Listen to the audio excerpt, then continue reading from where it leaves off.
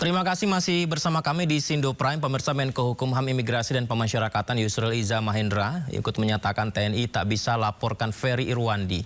Yusril sarankan pihak TNI berdialog dengan Ferry.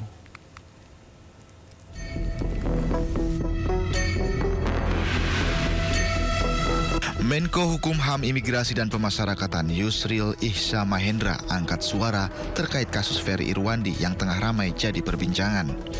Yusril menegaskan polisi sudah benar menyatakan TNI tak bisa laporkan Ferry Irwandi ke polisi. Yusril juga menyebut kasus Ferry bukan karena kerusuhan, tapi terkait dengan unggahan di media sosial. Kalau Ferry Irwandi itu kan karena unggahan-unggahan dia di media sosial, lalu pihak TNI merasa bahwa perlu melaporkan yang bersangkutan, tapi apakah melaporkan itu tepat atau tidak, maka pihak TNI mengadakan konsultasi dengan Polri dan jawaban Polri itu sudah betul. Sebelumnya, Komandan Satuan Siber Mabes TNI Brigjen TNI J.O. Sembiring mendatangi Polda Metro Jaya. Kedatangannya untuk berkonsultasi terkait dugaan pidana Ferry Irwandi. Beberapa fakta-fakta dugaan tindak pidana yang dilakukan oleh saudara Ferry Irwandi sebagai warga negara yang taat dengan hukum. Kami tentunya mengedepankan hukum. Terkait dugaan pidana ini, aktivis sekaligus pegiat media sosial Ferry Irwandi tidak gentar menghadapi tuduhan pidana yang dilayangkan Satuan Siber TNI pada dirinya. Dengan tegas, Ferry menyatakan tidak akan lari dan siap menghadapi tuduhan tersebut. Tenang aja Pak Jenderal, saya tidak pernah lari, saya masih di Jakarta, saya tidak akan pergi ke Singapura, Cina, dan lain sebagainya, Pak. Tim Liputan iNews melaporkan. Pemirsa, KPK kembali memeriksa mantan Wamenaker Emmanuel Ebenezer. Namun dalam pemeriksaan, ada yang berbeda dari penampilan Noel. Dirinya tampil dengan menggunakan peci hitam. Inilah Noel, pemirsa, yang diperiksa oleh KPK pada sore hari tadi. Mantan Wamenaker Emmanuel Ebenezer menjalani pemeriksaan dengan penampilan yang berbeda, menggunakan peci hitam seperti yang kita lihat ini ya. Noel mengaku ingin tampil lebih keren sebagai tahanan KPK. Noel juga membantah jika peci yang digunakan karena kangen menjabat sebagai penyelenggara negara. Peci bang.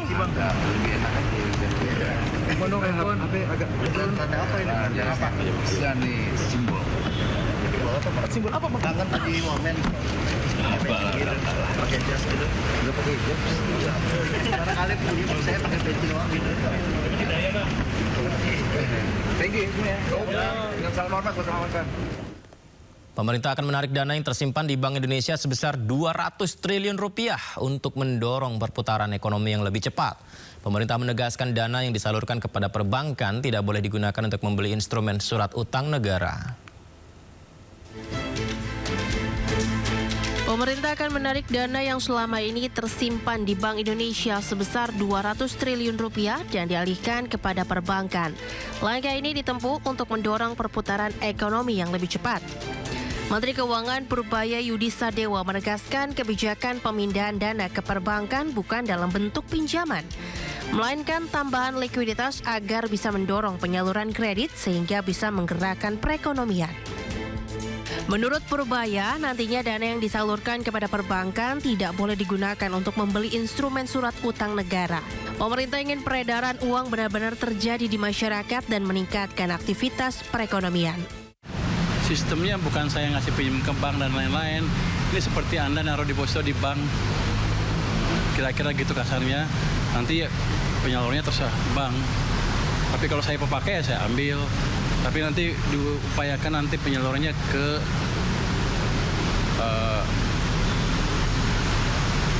bukan dibelikan sun lagi, atau satu lagi tidak, saya lupa, sun, dan kita minta ke BI tidak diserap uangnya. Jadi uangnya betul-betul ada di sistem perekonomian sehingga ekonominya bisa jalan.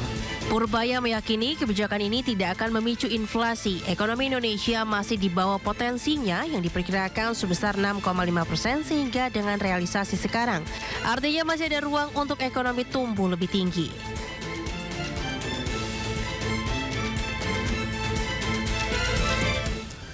Presiden Prabowo Subianto mengundang sejumlah tokoh bangsa dalam pertemuan dialog di Istana Negara.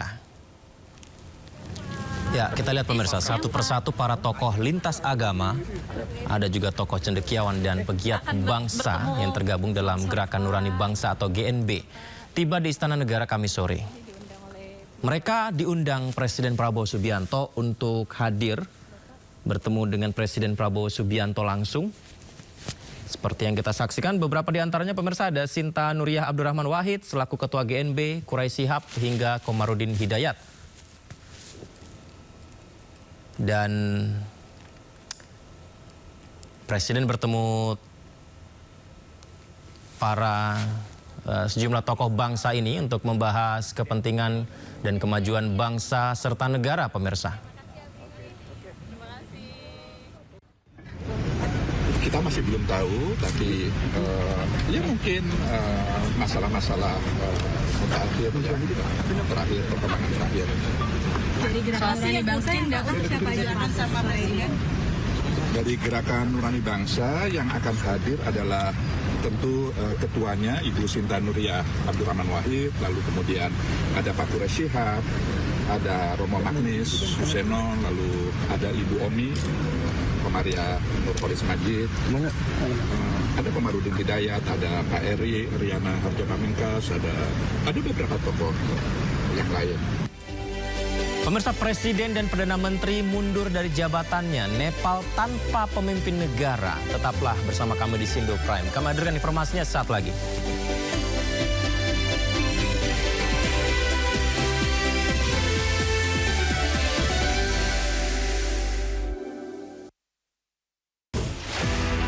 Daru itu meninggal bukan karena bunuh diri, tapi kalau itu merupakan tindak pidana, kita juga sudah siap. Sebenarnya kesenjangan itu akhirnya yang menimbulkan polarisasi. Kalau mau membawakan karya cipta orang, itu harus mendapatkan izin.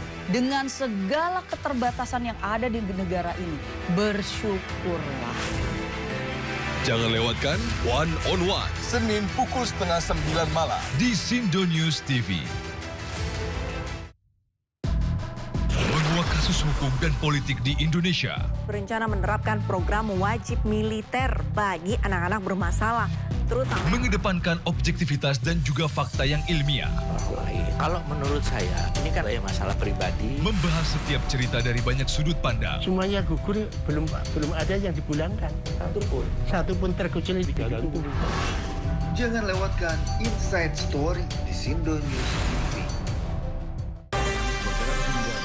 Ragam peristiwa terjadi di banyak tempat. Menelantarkan bayi berusia 3 bulan. Ditemukan narkoba di dalam rumah. Menabrak tiang pipa milik perusahaan minyak dan gas asing. Mengabarkan secara update dan faktual.